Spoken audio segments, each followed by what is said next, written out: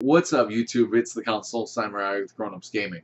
And while we don't have an exact date yet, we do know that Project NX is coming out next year, March 2017. Now, unfortunately, we also know that we're not going to hear anything new about it at E3 this year in June, but Nintendo has said that they will officially unveil the Project NX and give us the actual name of it sometime later this year. Hopefully sooner rather than later, but we'll have to wait and see. Now, on my channel, I have made a lot of videos.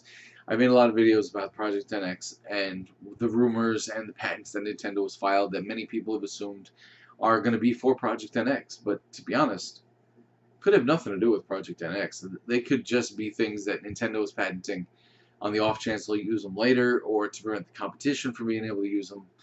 And I've talked about what Nintendo needs to do to avoid making the mistake that the Wii U was, and what would happen if Project NX fails, or what I think anyway. But what if Project NX doesn't fail? What if Project NX comes out of the gate strong and is everything that Nintendo claims it's going to be and everything that we expect it to be? This brand new innovative console that will change the face of home gaming. Now that is a hell of a thing to live up to, but it is possible. It is very possible. As many gamers know, ever since PlayStation came out, the original PlayStation, Nintendo has been in a downward slide. Partly because they weren't really ready to compete with PlayStation, and partly, I think, because they thought they didn't need to compete with PlayStation. So they let PlayStation get a little too much of a foothold, and then Xbox came, and Nintendo just kept, every generation kept falling farther and farther behind, to the point that now they are dead last in a console market where they are selling 1/10 of what their competition is selling, particularly the PlayStation. Now, that downward slope has been pretty steady until the Wii U, where they did drop off quite drastically. But even though they have been in a downward slide for 20 years, they've stayed afloat. And there's really, I mean, there's a few reasons, but there's one in particular. There's one reason in particular that I think Nintendo has actually managed to stay relevant in a console market that they are floundering. And that is their IPs. Nintendo's exclusive franchises are some of the best in all of gaming. I mean, you look at the exclusives that Xbox has. Xbox has some decent exclusives.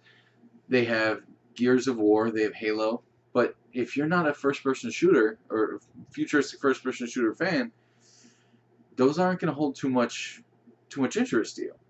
And like me, I'm not a first-person shooter fan, so those two franchises, while I respect that they're big, they don't really have any kind of attraction to me.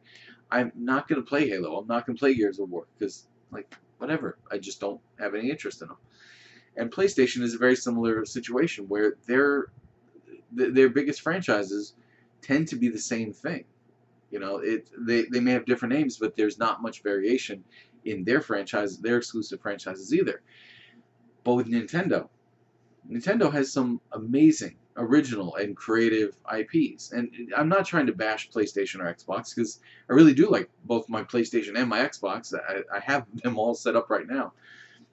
But as far as creativity, I have to give it to Nintendo. Nintendo has the most creative exclusive franchises of all of gaming, even with PC.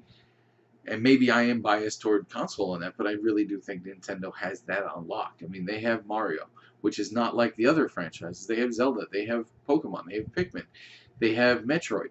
And all of these are very unique. They're not copies of each other, and they span most of gaming genres. I mean, Nintendo doesn't really have any RPGs or anything like that. They've relied on other companies in the old days for that. They haven't really come up with their own, but I think that Nintendo has what it takes to actually take back their spot.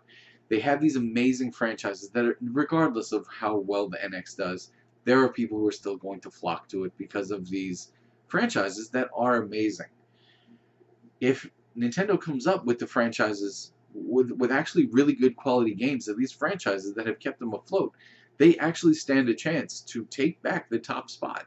And that would be a very interesting thing to watch, because they are the underdog right now.